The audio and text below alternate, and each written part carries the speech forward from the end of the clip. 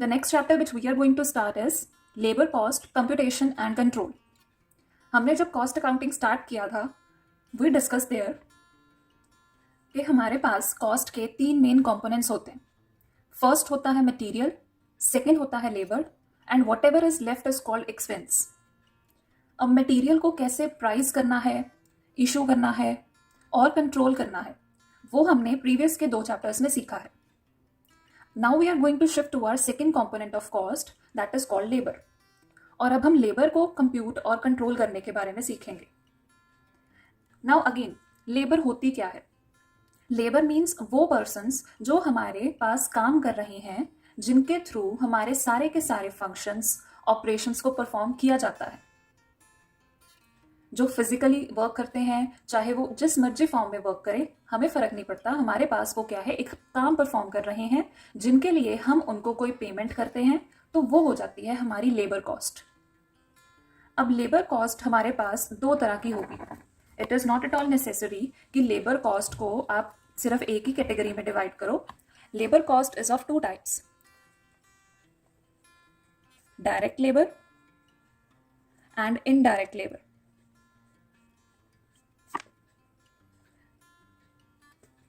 हमने इसका कुछ पॉइंट पहले भी डिस्कस किया था in our chapter 1.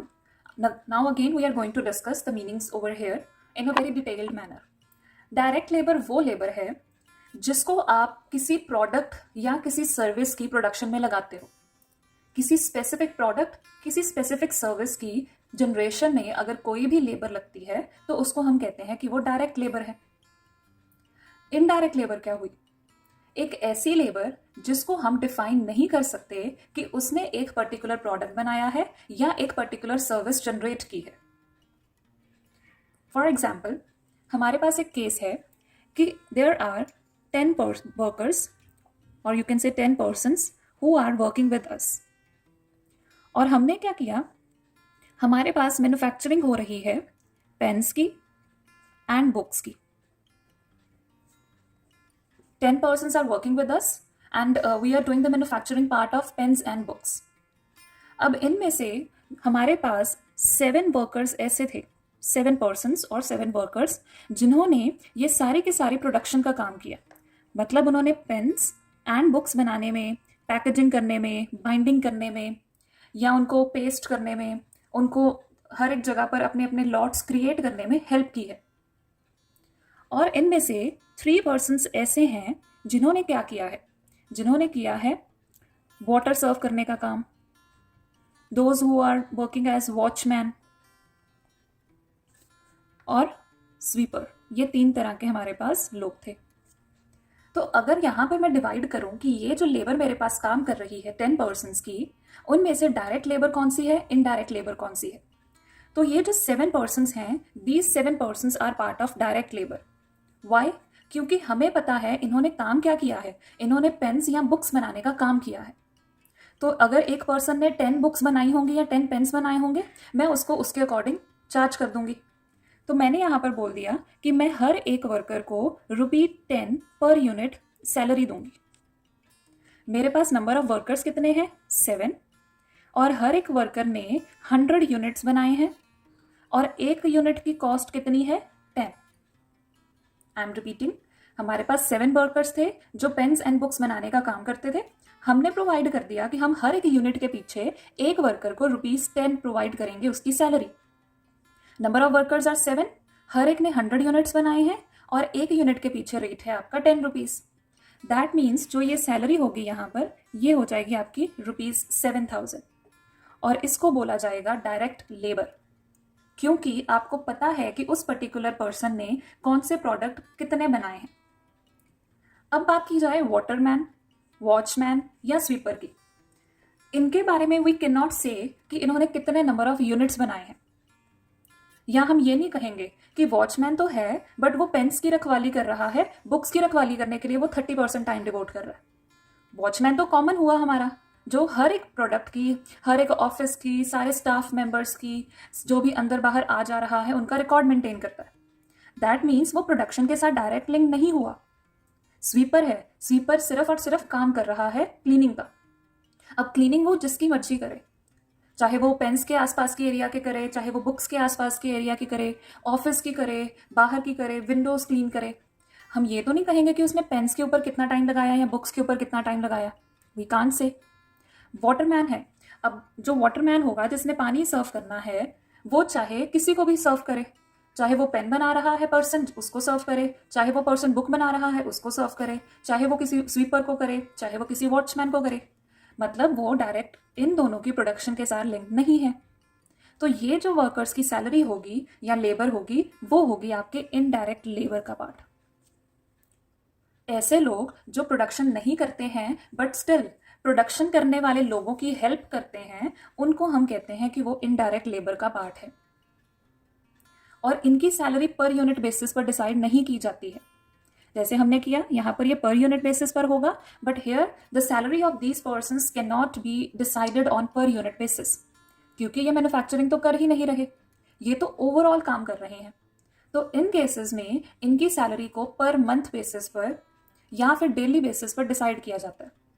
Normally questions में आपको पर मंथ बेसिस पर ही दिया जाएगा, like ₹10,000 per month to watchman, 8,000 per month to sweeper, 7,000 per month to Waterman. तो आप उस अकॉर्डिंग उनकी टोटल कॉस्ट ऑफ लेबर जो इनडायरेक्ट है वो कैलकुलेट करोगे। तो ये तो कॉन्सेप्ट हो गया कि हमारे पास डायरेक्ट लेबर कौन सी है और इनडायरेक्ट लेबर कौन सी है। अब जो डायरेक्ट लेबर होती है वो हमने कॉस्ट शीट में किया था कि वो प्राइम कॉस्ट का पार्ट होगी। इनडायरेक्ट लेबर आपकी होती है वर्क ओवरहेड का पार्ट। हाउएवर अब वो डिफाइन किया जाता है कि जो इनडायरेक्ट लेबर है, अगर तो वो फैक्ट्री में हुई है तो फिर वो फैक्ट्री ओवरहेड का पार्ट हो जाएगी, अगर वो ऑफिस में इनडायरेक्ट लेबर लगी है तो वो ऑफिस ओवरहेड्स का पार्ट हो जाएगी। वो क्वेश्चन के ऊपर डिपेंड करता है, बट इनडायरेक्ट लेबर हमेशा एक ओवरहेड का एक्सपेंस रहेगा। Now, whenever we are going to do this part, computation and control of labor cost, हमें कुछ टर्म्स के मीनिंग्स क्लियर होने चाहिए before we move on to the calculation of labour cost. अब वो टर्म्स क्या हैं? सबसे फर्स्ट होगा आपके लिए कैलकुलेट करना आइडल टाइम। आइडल टाइम क्या होता है?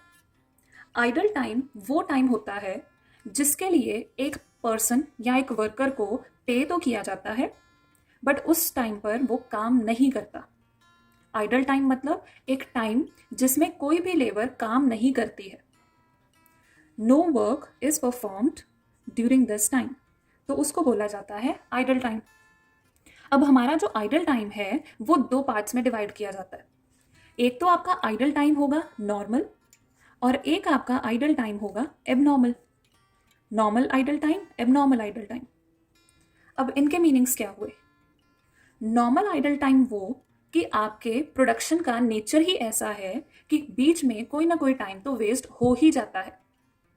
जैसे कोई भी वर्कर है, वो हमारे पास इन अ डे 8 आवर्स के लिए काम करता है, जिसको हम उसकी नॉर्मल वर्किंग आवर्स कहते हैं। नॉर्मली हर एक वर्कर की शिफ्ट 8 घंटे की होती है। अब हम कहें कि वो वर्कर सुबह 9 बजे तो हमारे पास आ गया, बट उसने अपना काम 9:15 पर स्टार्ट किया। He came to the office at 9 o'clock, but उसने अपना काम 9:15 पर स्टार्ट किया। क्यों किया? ड्यूरिंग दीज 15 मिनट्स उसको गेट से अपनी फैक्ट्री तक आने में टाइम लगा, और फैक्ट्री में आकर उसने बाद में मशीन को ऑन किया और सारे के सारे प्रोसेस को अपनी अपनी जगह पर रखा, और फिर 9:15 पर उसने अपनी एक्चुअल प्रोडक्शन को स्टार्ट किया। अब गेट से फैक्ट्री तक आने में और फैक्ट्री से मशीन को स्टार्ट करने में, ऑन करने में, या अपने सेफ्टी मेजर्स को वियर करने में जो भी टाइम लगा है, वो टाइम होगा आपका नॉर्मल आइडल टाइम। एक ऐसा आइडल टाइम जिसको आप अवॉइड नहीं कर सकते, वो टाइम वेस्ट होगा ही होगा। हम किसी भी वर्कर को नहीं कह सकते कि आप गेट से फैक्ट्री तक आने वाले टाइम को आप पहले कंसीडर करो, मीन्स आप 15 मिनट पहले आओ। वी कैन नॉट से। हम ये नहीं कहेंगे किसी भी वर्कर को कि आप आते ही मशीन पर काम करना शुरू कर दो, कोई प्रोटेक्टिव इंस्ट्रूमेंट को वियर ना करो, कोई ऑयलिंग ना करो, कोई वाटरिंग चेक ना करो, कुछ भी चेक ना करो, सीधा काम पे शुरू हो जाओ। वी कैन नॉट से दिस टू आवर वर्कर्स। हमें पता है कि ये 15 मिनट का गैप तो हमेशा पड़ेगा ही पड़ेगा, बट ये 15 मिनट्स की सैलरी तो हम उस पार्टी को पे करेंगे ही करेंगे। क्योंकि वो जो काम परफॉर्म कर रहा है वो भी किसका पार्ट है, आपके प्रोडक्शन का ही पार्ट है। अगर वो मशीन को लुब्रिकेट नहीं करेगा, खुद वो प्रोटेक्टिव क्लोथ्स वियर नहीं करेगा, हर एक जगह को अपनी हर एक प्रोडक्ट को अपनी अपनी जगह पर नहीं रखेगा, तो वो 9:15 पर काम स्टार्ट नहीं कर सकता। तो इसी वजह से ये जो टाइम होता है that is called normal idle time, होकर ही रहेगा, यू कैन नॉट अवॉइड, और इसकी सैलरी आपको मिलती है। You are suppose to get salary for this normal idle time. अब आता है एबनॉर्मल आइडल टाइम, कि आइडल टाइम तो है बट वो एबनॉर्मल है। वो कैसे? एक ऐसा आइडल टाइम जो वर्कर की अपनी गलती की वजह से हुआ है। जैसे वर्कर हमारे स्ट्राइक पर चले गए, वर्कर्स हमारे अगर स्ट्राइक पर चले जाएंगे, या फिर आपने लास्ट ईयर अपने लॉग में भी पढ़ा होगा कि कोई लॉकआउट में भी चले जाते हैं, या फिर हुआ क्या कि आपकी जो मशीनरी है वो खराब हो गई, या फिर हमारे पास मटेरियल की शॉर्टेज हो गई और हमारी जो मशीनरी है वो भी डैमेज हो गई। तो इनके कारण जो भी हमारा नुकसान होगा टाइम का, वो होगा आपका एबनॉर्मल आइडल टाइम। अगर मेरे वर्कर 2 दिन के लिए स्ट्राइक पर चले जाएंगे तो मेरी प्रोडक्शन की जो क्वांटिटी है वो स्लो हो जाएगी, मार्केट में मैं अपने प्रोडक्ट्स को जल्दी से नहीं भेज पाऊंगी। मतलब उस टाइम पर कोई काम नहीं हुआ जब आपके वर्कर 2 दिन की स्ट्राइक पर चले गए। No work was performed on that day. तो स्ट्राइक पर जाने के कारण आइडल टाइम हो गया। मशीनरी खराब हो गई। अब मशीनरी खराब होना भी हमारे पास एक अवॉइडेबल रीज़न था, हम उसको अवॉइड कर सकते थे, हम उसको प्रॉपरली केयर कर सकते थे, बट हम नहीं कर पाए। इस वजह से वो क्या है, एबनॉर्मल आइडल टाइम। मटेरियल खत्म हो गया, अब सामान ही नहीं है तो वर्कर की प्रॉब्लम तो नहीं है, वो वर्कर को तो सामान चाहिए तभी वो काम करेगा। अगर हम उसको रॉ मटेरियल ही नहीं देंगे तो फिर वो काम को परफॉर्म कैसे करेगा? तो मटेरियल की शॉर्टेज के कारण भी हमारा काम रुक गया। So any of the reasons which are avoidable, जिनको रोका जा सकता था, अगर आप चाहते तो वर्कर की डिमांड को टाइम पर पूरा करते तो वो स्ट्राइक लॉकआउट पर ना जाते। अगर आप चाहते तो मटेरियल को पहले ही मंगवा लेते तो आपका काम ना रुकता। अगर आप चाहते तो मशीन की टाइमली रिपेयर करवाते रहते तो आपका काम ना रुकता। मतलब ऐसे रीजंस जो अवॉइड हो सकते थे, रोके जा सकते थे, उनको कहते हैं एबनॉर्मल आइडल टाइम। अब पेमेंट तो इसकी भी होगी। अगर आपकी मशीन रुक गई है तो उस केस में वर्कर का कोई लॉस नहीं है। वर्कर ने अपने 8 घंटे आपको दिए हैं, अगर आप उसको काम नहीं दोगे तो that's not the problem of worker, वो आपकी गलती है। वर्कर आया था काम करने के लिए, आपके पास मटेरियल नहीं है, ये आपकी गलती है, आपको तो उसको पेमेंट करनी पड़ेगी। बट यहाँ पर होगा क्या, नॉर्मल एबनॉर्मल लॉस की ट्रीटमेंट अलग अलग से की जाती है। जैसे आपने प्रीवियस कुछ वीडियोस में देखा होगा, हमने नॉर्मल लॉस और एबनॉर्मल लॉस की ट्रीटमेंट की थी, वैसे ही सेम नॉर्मल आइडल टाइम और एबनॉर्मल आइडल टाइम की ट्रीटमेंट होती है। नॉर्मल आइडल टाइम के सिर्फ और सिर्फ यूनिट्स को ही रिड्यूस किया जाता है, मतलब टाइम को ही रिड्यूस किया जाता है, पर यूनिट कॉस्ट उसमें इंक्रीज हो जाएगी। और एबनॉर्मल टाइम में क्या होगा, पर यूनिट कॉस्ट आपकी सेम रहती है, आपकी जो वेस्टेज है वो निकल जाएगी। ये जब हम आगे जाकर चैप्टर्स करेंगे तब आपको क्लियर हो जाएगा। अभी के लिए you need to just understand the meaning and the difference between the two. Anything which is unavoidable is called normal idle time and anything which is avoidable is called abnormal idle time. अब इसके अलावा हमारे पास एक second concept होता है, वो second concept होगा आपका ओवर टाइम का। ओवर टाइम का मतलब जब हमारे वर्कर्स एक्सेसिव काम करते हैं beyond their normal working hours. Normal working hours हमने किया था हमारे 8 घंटे होंगे, तो अगर कोई भी वर्कर 8 घंटे से ज़्यादा काम करेगा तो उसको हम एक्स्ट्रा चार्जेस पे करेंगे, और नॉर्मली जो एक्स्ट्रा अमाउंट पे की जाती है वो डबल होती है देन द नॉर्मल टाइम। अगर मैं कहूँ नॉर्मली मैं किसी एक वर्कर को 1 घंटे का ₹800 देती थी नॉर्मल, तो एबनॉर्मल टाइम में मैं क्या करूँगी, उसको 1600 पे करूँगी। क्वेश्चन में आपको दिया जाएगा, बट अगर क्वेश्चन में नहीं दिया गया है तो हम यही मानते हैं कि नॉर्मल में उसको डबल पर या हायर रेट पर पे किया जाता है। नॉट एट ऑल नेसेसरी कि वो डबल ही होगा हर बार, it can vary, but it should be higher than the normal rate. 800 से ज़्यादा होगा, 1000 हो सकता है, 1500, 1100, 1200, 1300, इट कैन बी एनीथिंग। अब जो ओवर टाइम होगा, ओवर टाइम क्या है, आपकी एक्स्ट्रा कॉस्ट है, तो वो आपको पे करनी पड़ेगी, सफ़र करनी पड़ेगी।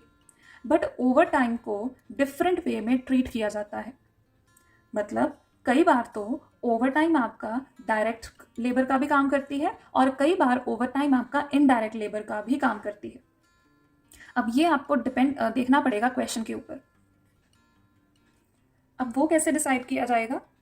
अगर तो आपका ओवर टाइम आपकी कंपनी का रेगुलर फीचर है, रेगुलर फीचर होने का मतलब क्योंकि मार्केट में हमारी सप्लाई या डिमांड कह लो ज़्यादा है, तो उसके कारण हमें हमारे वर्कर से ज़्यादा काम करवाना पड़ रहा है, तो उस केस में हम कहेंगे कि हमारी जो ओवर टाइम की एक्स्ट्रा सैलरी है या एक्स्ट्रा वेज है वो हो जाएगी हमारी direct labour. I am repeating, अगर तो ओवर टाइम करना हमारी कंपनी का नॉर्मल फीचर बन चुका है कि इस टाइम वर्कर्स कम है हमारे पास बट मार्केट में डिमांड ज़्यादा है, तो उस वजह से हमें अपने वर्कर्स को ज़्यादा पैसे देकर उनसे एक्स्ट्रा काम करवाना पड़ेगा। एक्स्ट्रा काम करवाने के कारण हमें उनको जो भी एक्स्ट्रा सैलरी पे करनी पड़ रही है वो डायरेक्ट लेबर का पार्ट है। बट अगर बोला जाए कि ओवर टाइम करना पड़ रहा है, बट वो ओवर टाइम क्यों कर रहे हैं? क्योंकि हमारे मैनेजमेंट का कोई डिसीजन गलत था या उसकी केयरलेसनेस थी, ड्यू टू मैनेजमेंट्स केयरलेसनेस, कि उसने कोई डिसीजन गलत ले लिया या उसने पहले मटेरियल नहीं सही दिया था तो हमारी जो सप्लाई थी वो गलत चली गई, अब दोबारा प्रोड्यूस करनी पड़ेगी, या उसने पहले ऑर्डर को सही तरह देखा नहीं, या पहले उसने सारी अरेंजमेंट्स अच्छे से नहीं की, तो वो मैनेजमेंट की गलती के कारण अगर ओवर टाइम हो रहा है तो वो हो जाएगा आपका इनडायरेक्ट लेबर का पार्ट। फिर हम उसको डायरेक्ट लेबर नहीं बोलेंगे। ये रूल कहता है ओवर टाइम दोनों के दोनों शेप में आ सकता है, वो डायरेक्ट भी हो सकता है, इनडायरेक्ट भी हो सकता है। डायरेक्ट तब जब वो रेगुलर फीचर है, इनडायरेक्ट तब जब वो एक केयरलेसनेस का पार्ट है। Now there are 2 mini topics which are left. हम अपने वर्कर्स को कई बार डियरनेस अलाउंस पे करते हैं। ये एक्स्ट्रा बेनिफिट होता है जो वर्कर को उसकी सैलरी के ऊपर पे किया जाता है, तो ये उसकी सैलरी में ऐड हो जाएगा। क्वेश्चन में आपको दिया होगा इसको कैसे कैलकुलेट करना, ईजी होता है। देन होते हैं फ्रिंज बेनिफिट्स। ये भी एक्स्ट्रा बेनिफिट्स होंगे जो हम अपने वर्कर को या उसे किसी भी फॉर्म में पे किए जाते हैं, तो ये भी आपको क्वेश्चन में बताया जाएगा कि इनको कैसे कैलकुलेट करना है। So dearness allowance and fringe benefits are again extra forms of salary which are given to the worker. अब वो डायरेक्ट है इनडायरेक्ट है वो डिपेंड करता है कि आपको कैसे इन्फॉर्मेशन दी गई है। ओवर टाइम की टाइप्स हो सकती हैं, इन दोनों को हम कभी भी डायरेक्ट इनडायरेक्ट में कन्वर्ट नहीं करते हैं, क्योंकि अगर तो डियरनेस अलाउंस इन वर्कर्स को पे किया जाएगा तो वो डायरेक्ट लेबर है, अगर डियरनेस अलाउंस इन वर्कर्स को पे किया जाएगा तो वो इनडायरेक्ट लेबर का पार्ट हो जाता है। So this was all about your introductory part two labour cost computation and control. Revise these topics very well. We will do the questions in our next video. And this chapter is very easy. It will hardly take 2 to 3 classes more और आपका सारे का सारा chapter cover हो जाएगा। Thank you.